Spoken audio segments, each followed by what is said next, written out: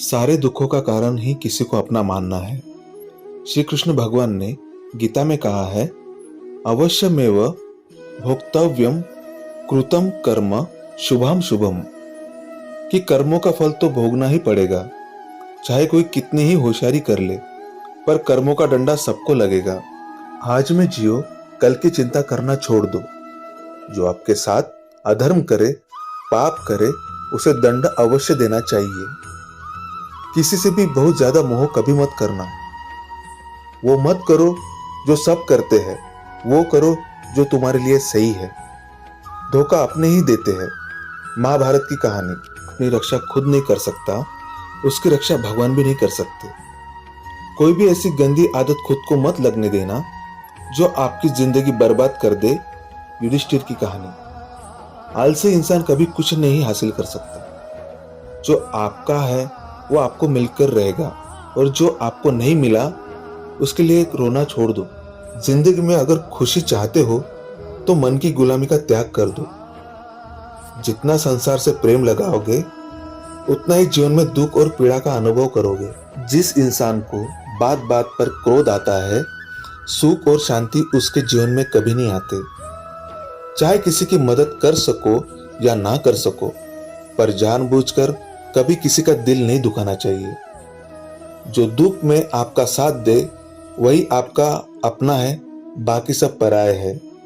जो होता है अच्छे के लिए होता है, जो हो रहा है वो भी अच्छे के लिए हो रहा है, और जो आने वाले भविष्य में होगा वो भी अच्छे के लिए ही होगा। हर काम को समझदारी से करना ही योग है। योगः कर्मसु कौशलम, श्री कृष्ण उपदेश। जिंदगी में कभी किसी चीज की अति मत करना। जिसे आप सबसे ज्यादा महत्व दोगे वो आपको कभी महत्व नहीं देगा।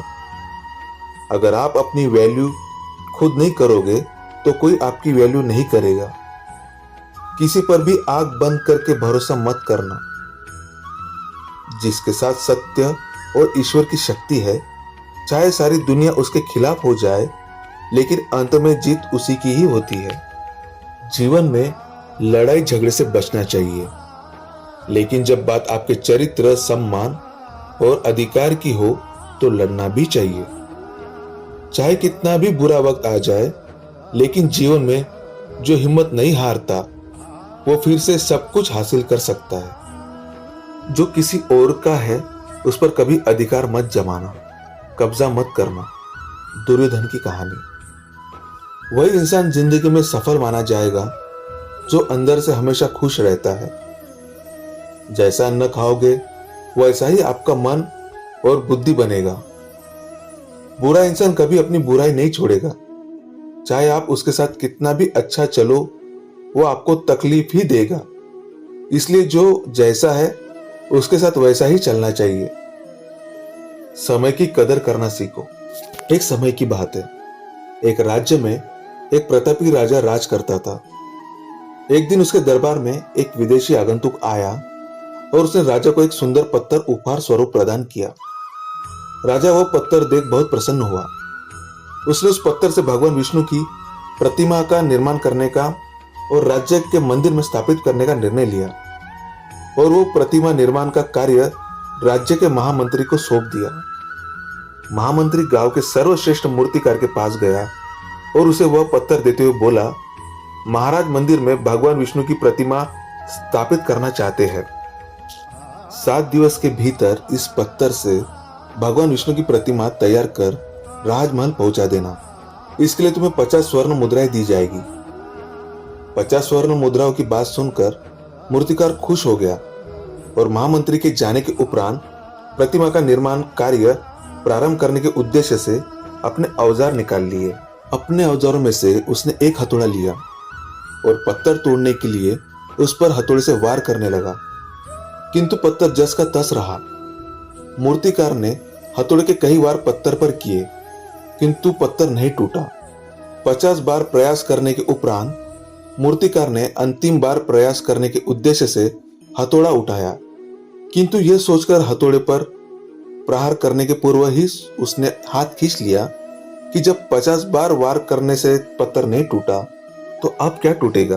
लेकर वापस महामंत्री के पास गया और उससे यह कहकर वापस आया कि इस पत्थर को तोड़ना नामुमकिन है, इसलिए इससे भगवान विष्णु की प्रतिमा नहीं बन सकती। महामंत्री को राजा का आदेश हर स्थिति में पूर्ण करना था, इसलिए उसने भगवान विष्णु की प्रतिमा निर्मित करने का कार्य गांव के एक साधारण से मूर्तिकार को सौंप दिया। पत्थर लेकर मूर्तिकार ने महामंत्री के सामने ही उस पर हथौड़े से प्रहार किया और वो पत्थर एक बार में ही टूट गया। पत्थर टूटने के बाद मूर्तिकार प्रतिमा बनाने में जुट गया। इधर महामंत्री सोचने लगा कि काश पहले मूर्तिकार ने एक अंतिम प्रयास और किया होता तो सफल हो गया होता और 50 स्वर्ण मुद्राओं का हकदार बनता। इस कहानी से हमें यह सीख मिलती है, हम भी अपने जीवन में ऐसी परिस्थितियों से दो चार होते रहते हैं। कई बार किसी कार्य को करने के पूर्व या किसी समस्या के सामने आने पर उसका निराकरण करने के पूर्व ही हमारा आत्मविश्वास डगमगा जाता है और हम प्रयास किए बिना ही हार मान लेते हैं।